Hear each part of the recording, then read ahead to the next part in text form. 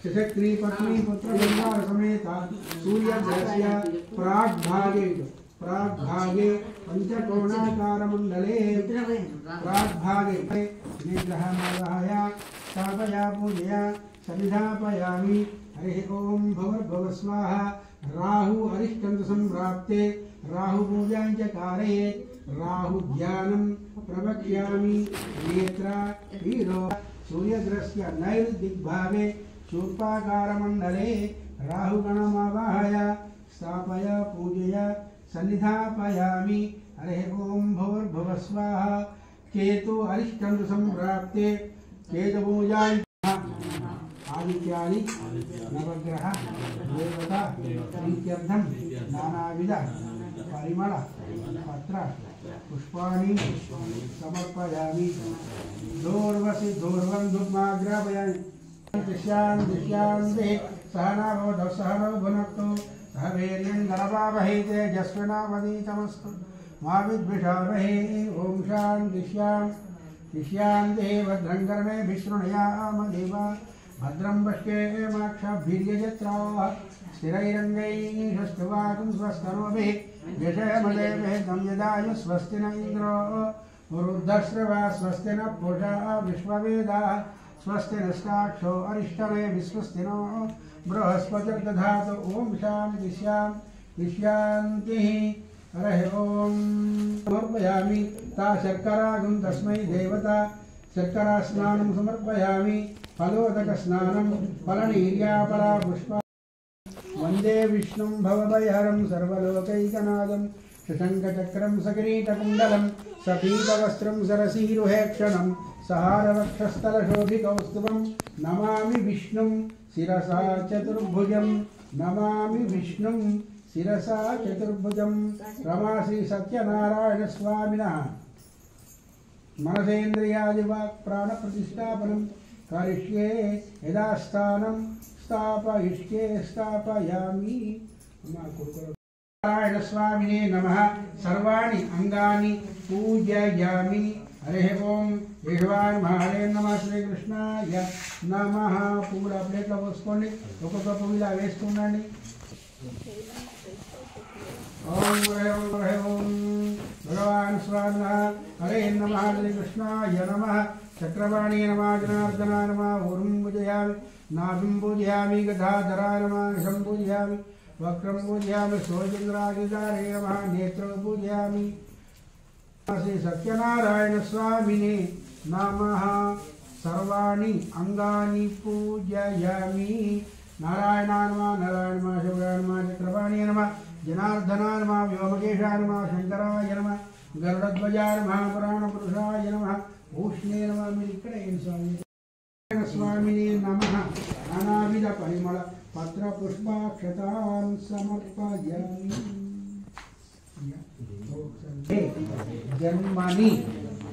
जन्मनि भगवान रमा श्री सत्यनारायण स्वामी प्रीत्यर्थं फलं ఆహ్వానించి మండపంపై ఆవాహన చేసి పూజా కార్యక్రమాన్ని చేస్తాము। మనం ఇందాక చేసిందంటే వారి కుటుంబ సభ్యులంతా కూడా ఆహ్వానించారు।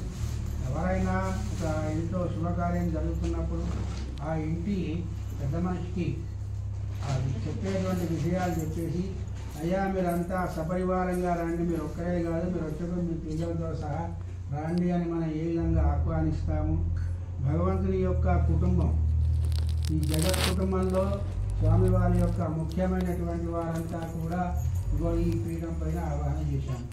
మొట్టమొదట విఘ్నేశ్వర పూజ, ఆ తదనంతరం అష్టదిక్పాలకులు, గణేశాది పంచపాలకులు, ఆదిత్యాది నవగ్రహాలను కూడా ఈ పీఠం పైన ఆవాహన చేసిన తర్వాత స్వామివారి పరివారం అంతా పూజ చేసి తర్వాత స్వామివారి ఒక బంగారంతో విగ్రహం లేక రాజుతో కానీ లేదైనా ఒక విగ్రహం రూపంలో స్వామివారికి పంచామృతంతో అభిషేకం చేసి మంటపం పైన ఆవాహన చేసిన తర్వాత ఇక పూజా కార్యక్రమం అసలు కథ దీనికి ప్రారంభమవుతున్నది। అయితే ఈ యొక్క కలియుగం లోపల మానవులంతా కూడా అనేకమైన ఇబ్బందులు పడుతుంటారు. ఎందుకోసమండి ఇట్లా ఇబ్బంది పడడం? ప్రభావం చేత. అసలే కలియుగం. ఈ కలియుగం పంచసహస్రాణి జాయతే వర్ణశంకర.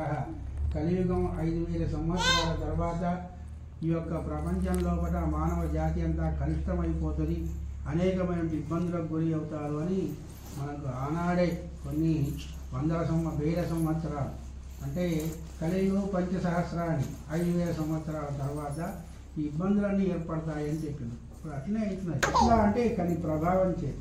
కాబట్టి ప్రముగ్ధాజ సరోజ వదనాసతి భద్రతీరే నదీ తీరే సత్యస్య వ్రతమాచరే.